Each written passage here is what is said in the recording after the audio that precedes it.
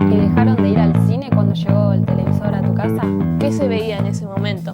¿Cómo cambió la relación tuya y la de tus familiares respecto a los otros medios de comunicación? ¿Y cambió algo en tu vida al llegar a la televisión? ¿Te acordás cómo fue cambiando el artefacto de la televisión con el correr del tiempo? ¿La televisión era un motivo de reunión familiar? La televisión siempre va a tener un lugar, al igual que la radio.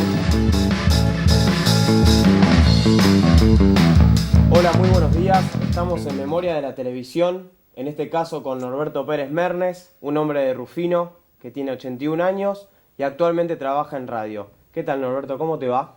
Bien, bien. ¿Todo bien? Bien.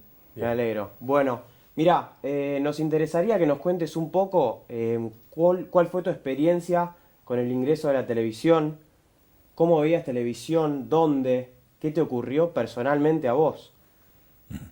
Claro, bueno, el tema de la televisión no se puede tomar como televisión sí, televisión no. Es toda una aparición.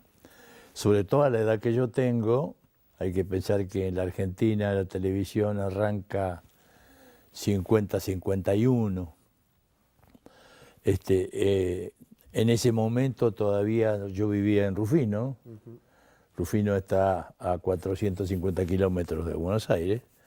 La televisión en ese momento estaba solamente en Buenos Aires. Era una cuestión que apenas estaba, ¿no es cierto?, despertándose. Entonces era un acontecimiento que recibíamos por radio, a través de los diarios, pero en forma directa, no. En la casa seguía la reina, era la radio, ¿no es cierto? Y el sábado al cine. De manera tal que, viéndolo de esa manera, es como un enorme interés por esa cosa nueva que venía. Y que no tenían. Que no teníamos, era evidentemente la llegada de una tecnología nueva que nos asombraba mucho. Nos dejaba a todos un poco sin palabras. Si sacamos cuenta, si yo estuve sacando cuenta después que estábamos hablando de los comienzos de la televisión en la Argentina, pocos años después yo me voy a estudiar a Buenos Aires y entonces en ese interín me voy a vivir a una pensión. Una pensión. No había televisores, ni había pantallas, de manera tal que seguíamos viendo una televisión como fenómeno ajeno por ahí en la pantalla de un bar, una cuestión de ese tipo. La radio sí estaba. ¿Perdón? La radio sí estaba. Sí, pero por supuesto la radio sí, pero de cualquier manera la vedette era la televisión, pero una televisión que todavía no llegaba en forma directa a toda la gente. Inclusive cuando llega a Buenos Aires no había en el resto del país, por eso en Rufino no había, ni siquiera aparatos había. De manera tal que hubo que adaptarse a eso y cuando yo me voy a estudiar en el año 44, 45, entonces no tenía ni la más mínima y remota posibilidad de ver televisión. Lentamente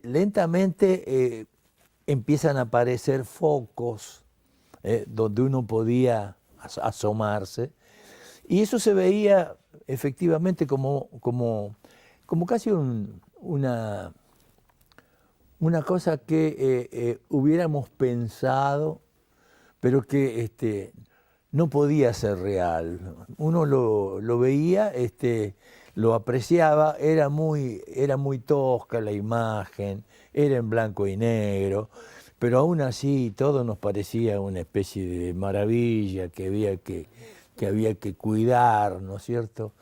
Y uno se quedaba perplejo ante esa demostración tecnológica. Claro, empieza a progresar de una manera rapidísima y a medida que el tiempo pasa se va extendiendo territorialmente y va mejorando técnicamente de manera tal que cada vez se torna más atractiva, ¿no es cierto? Y más despótica, porque, bueno, era una presencia nueva en la casa de una persona que no admitía muchas discusiones, que evidentemente se imponía, sobre todo con ciertos temas, se imponía y hacía callar a los demás. La autoridad de la casa. Sí, modificaba el orden de los asientos en la mesa de comer. ¿En qué lugar estaba ubicada en la casa? Por eso, en la casa, hablemos de casas, ¿no es cierto?, humildes, de manera tal que o estaba en el living o estaba en el comedor, ya habiendo casas con living comedor. Normalmente había casas con 2 habitaciones, casa de chorizo, la famosa casa de chorizo. 2 habitaciones, la cocina al fondo, la galería, y en la cocina se comía. De manera tal que estaba allí, estaba en el lugar donde estaba la mesa. Entonces, el almuerzo y la cena empezaron a acomodarse a los horarios de la televisión. A veces el almuerzo se anticipaba o se postergaba. ¿Por qué? Porque había algún acontecimiento que ver. Entonces, a eso me refiero, el despotismo de la televisión, que se imponía a los horarios plácidos que tenía en su momento el viejo hogar argentino de aquella época, ¿no? Estamos hablando de 67, 65, 67 años atrás. ¿Y qué programas, si te acordás, se veían en esa época? O como vos contabas que la cena o el almuerzo se adaptaban al horario de la televisión. Bueno, ¿qué se veía en ese momento?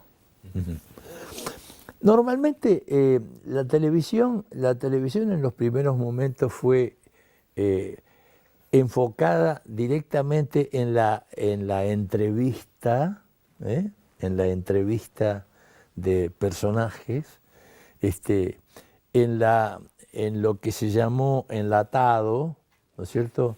Alguna cosa que se filmó antes, obviamente, y que se pasó filmada allí.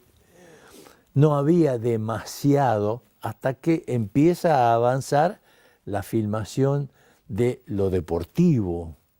Lo deportivo rápidamente tomó cartas en el asunto y de esa manera se metió profundamente en los hogares más humildes. Lo deportivo era lo que primaba. Y claro, bueno, porque imagínense en la competencia con la radio y la televisión, bueno, era una diferencia tremenda. Y entonces inmediatamente fue una de las primeras grandes batallas que ganó la televisión en el seno de los hogares más humildes.